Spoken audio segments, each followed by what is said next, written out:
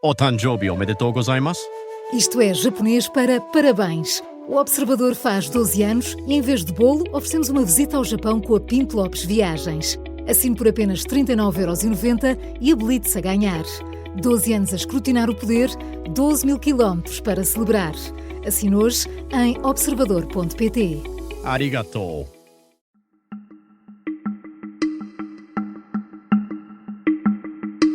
Esta é a história do dia da Rádio Observador. Os seres humanos que se identificam como gatos e cães.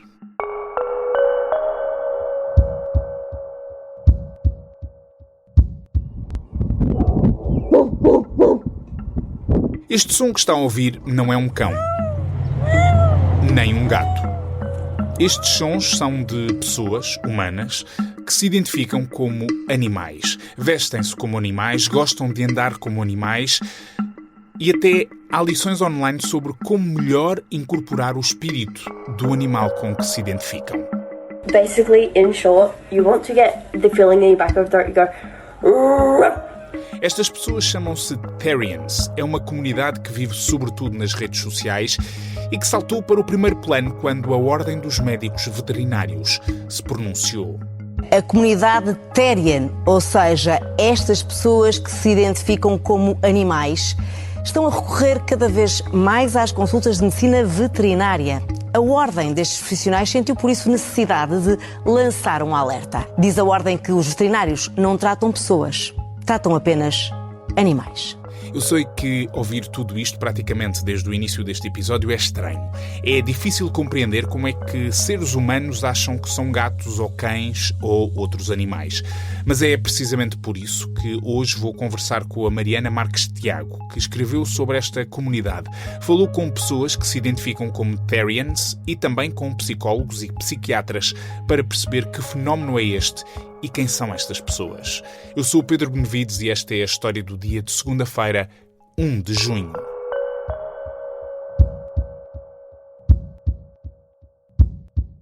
Olá, Mariana. Olá, Pedro. Então, tu tiveste uma missão que foi vai à procura de Therians, é assim que se diz? Exato, sim. Vai à procura. Sabias o que eram antes de começares este trabalho? Sabia, sim. Sabia porque já tinha lido algumas coisas até relacionadas com Espanha, com os encontros que tinham sido marcados em Madrid. Pronto, o meu conhecimento ficava por aí. Mas já tinhas ouvido falar, pelo menos, sabias que havia pessoas que se identificavam com animais. Exato. E que usavam umas máscaras e caudas. Pronto, sim, era isso. E depois foste à procura de, imagino eu, de pessoas em Portugal. Exato. Que fizessem isso, que se dedicassem a isso, que se identificassem com animais. Como é que foi essa procura? Foi fácil encontrares? Foi fácil encontrar as pessoas? Depois de as encontrares, foi fácil encontrar quem quisesse falar com um jornalista para publicar o que essa pessoa dizia? Sim.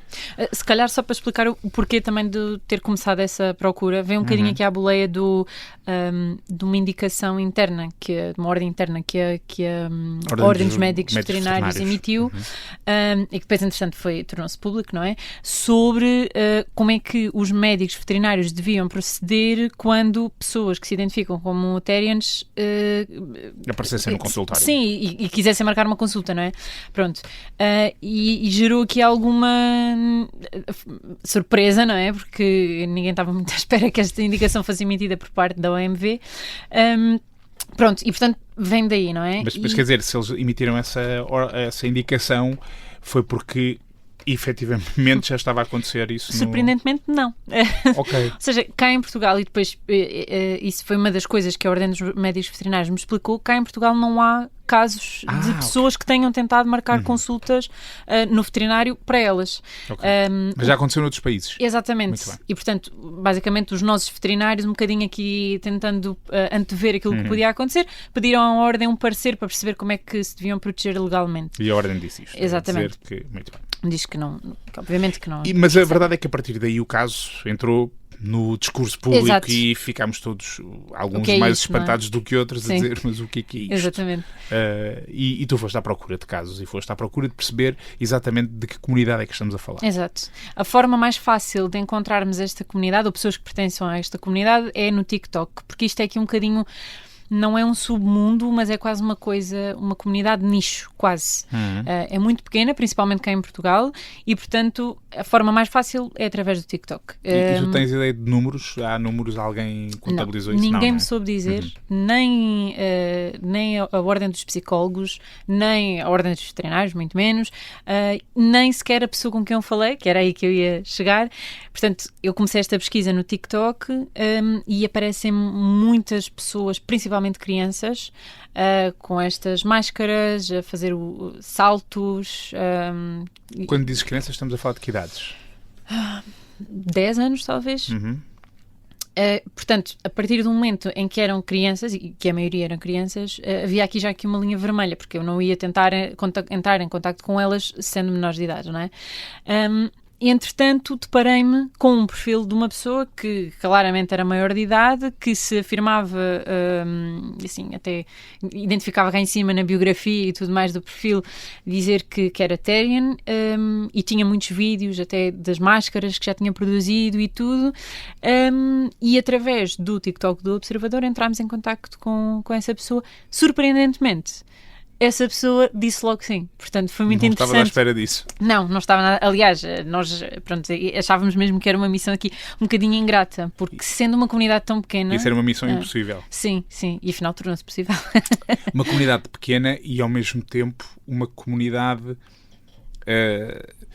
pouco compreendida, não é? Porque sim.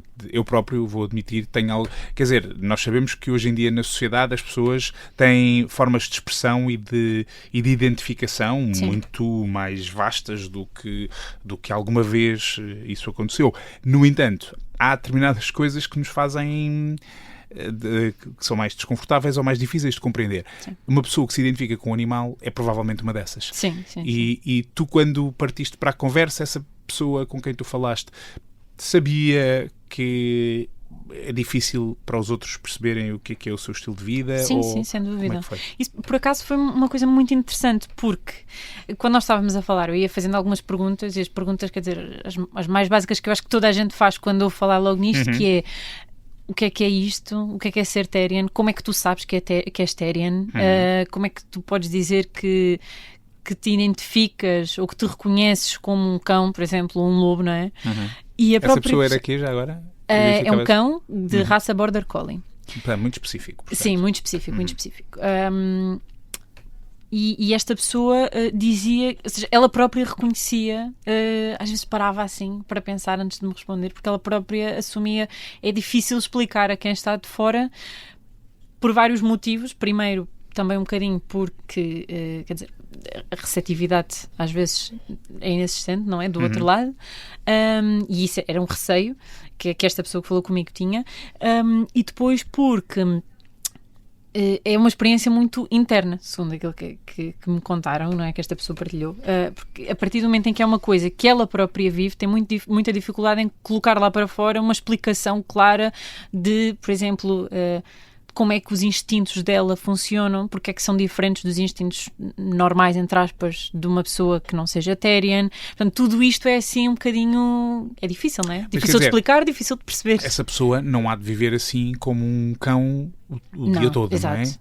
Como é que gera isso? Como é que isso se faz? Então, acho que há aqui uma coisa muito importante que é... esta ideia das máscaras e caudas e às vezes até patas que surgem nos vídeos ou nas fotografias, isso é apenas um acréscimo. Ou seja, as pessoas que são Therian usam esses acessórios, podemos chamar assim, como forma de reforçar a sua identidade, como forma de expressão externa. Mas, independentemente disso, continuam no interior, entre aspas, digamos assim, de forma mais simples, a identificar-se como Therian. Ou seja, não é por não estarem a usar a cauda naquele momento que não o são. Certo, mas têm interação com outras pessoas, imagino Sim, que não seja... totalmente normais. Como ser humano. Sim. Ok. Sim. Portanto, tem momentos em que... Tem momentos em que esses instintos animais, chamemos assim, ativam, que esta pessoa até usou um termo que é os shifts, que é como se houvesse uma mudança do estado psicológico da pessoa. E passa a ser aquele animal. Sim. Essa pessoa com quem tu falaste tem um emprego, tem uma vida... Tem, sim. Ou seja, sim, se quer não saber, não sabe. Exatamente. Okay. Sim. Mas, mesmo isso que estavas a descrever, tem um shift e tem... Quer dizer, cientificamente nada disso existe, não é? O ser humano não é internamente um cão, à partida, ou um gato, ou que animal seja. Como é que a comunidade científica olha para isto? Eu falei com o bastonário da Ordem dos Psicólogos, o Miguel Ricó, e falei também com o presidente da Sociedade de Psiquiatria e Saúde Mental, Luís Madeira. E ambos, o discurso de ambos vai um bocadinho no mesmo sentido, que é, isto tem que ver com a construção de identidade, que é uma coisa que não é estagnada, ou seja, nós construímos a nossa identidade ao longo da nossa vida, não é? Muitas vezes não é estável, portanto não é uma coisa constante e está sempre sujeita aos estímulos externos. E, tal como tu dizias inicialmente, hoje em dia temos muito mais estímulos diferentes, não é? Que afetam depois a forma como nós nos desenvolvemos.